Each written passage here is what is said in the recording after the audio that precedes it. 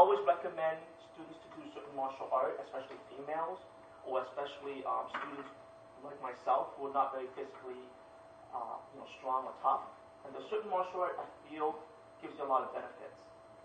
Okay? And a few of them are Brazilian Jiu-Jitsu, Judo, boxing, wrestling, Thai boxing, Sambo. Okay, any martial art that involves a lot of physical close contact, real-time training. Okay, so what do I mean by that? Okay, his name is Matt Thornton. He developed this triangle around 2000 when MMA was slowly getting onto the scene, and he called it aliveness. Now the word aliveness he did not develop. It came from Bruce Lee. But Bruce Lee did not develop this triangle. So the central piece of aliveness is it has to have timing, energy, and motion. So what does it mean? When you learn a martial art, you got to have these three ingredients or very close to it. Because if you don't, all you have is choreographed fighting. Then what happens is when you have choreographed fighting, you start walking down this path where you start doing make-believe fighting. And before you know it, you start inventing hundreds of moves that do not work. Your training methodology do not work. And then when you get into a real fight, everything falls apart. So I'll give you examples of it. This means this. The way you train got to have motion. You're moving around. Energy. You're pushing, shoving, getting grabbed, trying to push someone away, trying to pull someone in. And timing.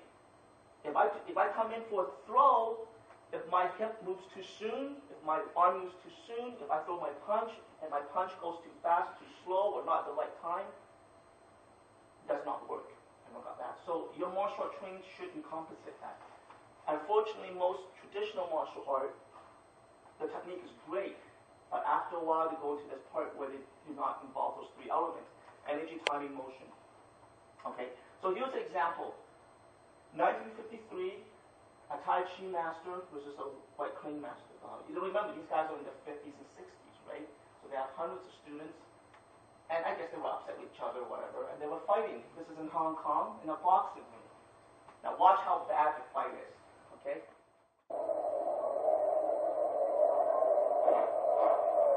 I don't see any Kung Fu in here. I don't see any Tai Chi, I don't see any white crane. Two girls fighting, right?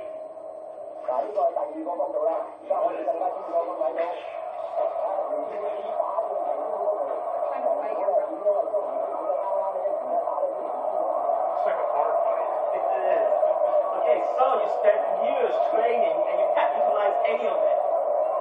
There's something wrong with that scenario. Oh my goodness, so bad. Running away from him and he was still kicking him. Yeah.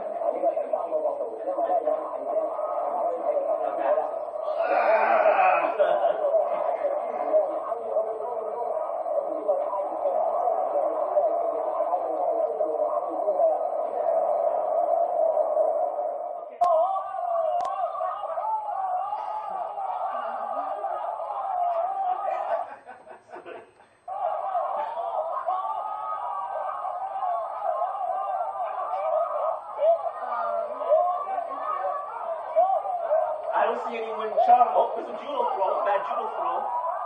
And then he beats him on the ground. Bad jiu-jitsu, bad judo. That was when I was in high school. Yeah. Taekwondo in orange, Wing Chun in white. Okay. The first 2 seconds, they use their art. Now, it's free for all. Bad balance. Now they're in a clinch position, which Wing Chun and Taekwondo don't even have. But watch how long they stay in the clinch position. Throw, which Wing Chun doesn't have. Fighting on the ground, which Wing Chun doesn't have. Ground and pound, which Wing Chun doesn't have. So the whole fight lasts 12 seconds. Okay. Okay, we'll give him 1 second. And it ended around 29, okay, let's say 30 seconds. Alright? Okay. Okay, let's watch. Okay, that's a kick from Wing Chun Kung Fu. That's a block from Wing Chun. His knee is wrong, his knee can get busted. Okay, right here, He did his first Wing Chun movement, and then from there it fails him. And then it goes right into clinching mode, which Wing Chun do not train at all. Taekwondo guy does all the kick. The minute they go into clinching mode, he doesn't know what to do because they don't train that movement at all. Okay? Okay, so watch how long they stay in the clinch mode.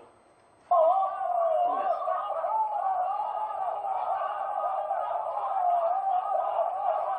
Okay, clinch mode, clinch mode, clinch mode. Okay, right there, he's going to go into a judo throw, which he did not do properly, but he recognized this opportunity for a leg trip. Leg toss. Boom. Okay, and ground and pound. But when you watch Hollywood movies, you don't see this. You see guys, can I borrow you, Dustin, just off your jacket? Okay. Just work with me. Okay. You see guys doing this. They're kicking, and notice what they're doing. They're staying what? Out here. Right? Out here all the time. Okay. Or if you watch like movies like Highlanders and stuff, you have two guys waving a sword. Okay. And they're always waving the sword out here. Right? And for like 10 seconds they're doing this. They're doing all these crazy stuff. Right? But real sword fighting, real fighting, within 1 or 2 seconds, they're cutting each other or they're right in each other. Right? So our perception of martial art or reality of fighting comes from Hollywood. Unfortunately, the Chinese community bought into that BS, right? Kung Fu movies are so popular back in the 70s, 50s, 60s, even up to now. So unfortunately, we're stuck in this BS. So, and here's the thing. Here's the thing. When you fight for real, your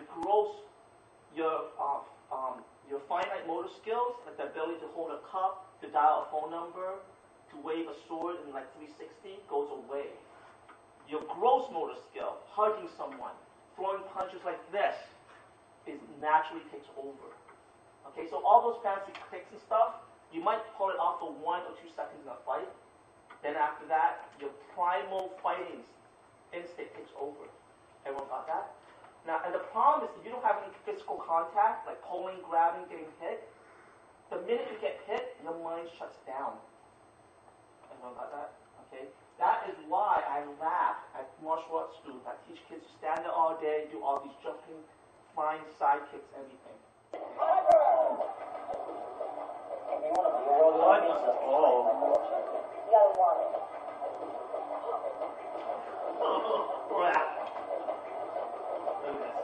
Any contact? Yeah, but it doesn't look like. That takes some talent. Yeah. Okay, any contact? No. All these guys are black belts. A lot of people don't know how to train. So they go out there, they know what to do, but they don't exactly have the basics for it. Put your right leg forward, here, right up, pop. We take the traditional techniques, the traditional core values, and we combine those with modern martial arts techniques to make this fusion that's dynamic, exciting. Look at this. So if you fight for real, would you have to do any of these moves? No, real fighting do not work like this. They cannot. It's hardcore. It's hardcore martial art moves. I mean, I wish I could do that, but. Okay, but are they hitting or punching or kicking anything? No. Our style is quite different from most modern styles of karate. Modern karate is arranged for education. This academic approach is not bad, but it misses some of the important basic points. In most modern karate styles, the student just punches the air, kicks the air, and blocks the air. There is no contact. Without contact, the student cannot really understand the connection between the basic training, kata training, and kumite training. Too much emphasis is placed on the mental and spiritual aspects of karate. Many modern karate instructors fear that students will be hurt if they train with contact, but this results in too much emphasis on blocking and self-defense. The result is that the fundamental purpose of karate training is lost. We always teach each technique with contact. Without contact, you will never really learn that technique. Without contact, you only learn the technique in your head. You can only imagine using this technique, and it doesn't really fit you.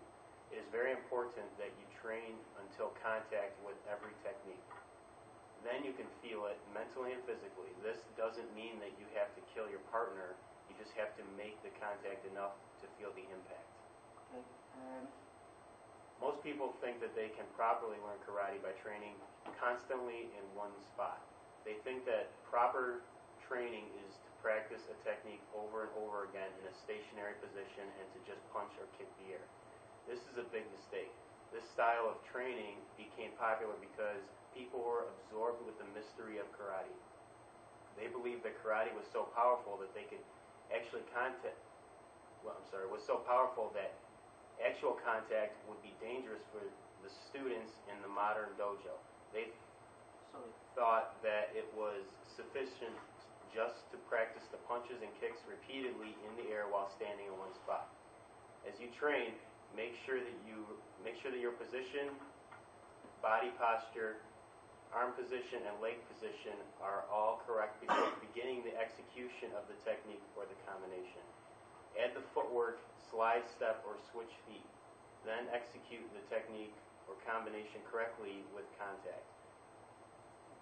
Finally, return to Kame, starting position. Kame that places you in good position for your next move.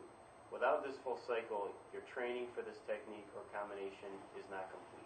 Okay, here we go. And the last part. It is good to talk about the mental aspect of karate in the spiritual world, but karate is not a religion. It takes much more to properly understand karate. It is through your sweat and hard training that your mind is open to understanding. Only then you can connect the mental with the physical and truly understand the point of karate. This is our philosophy.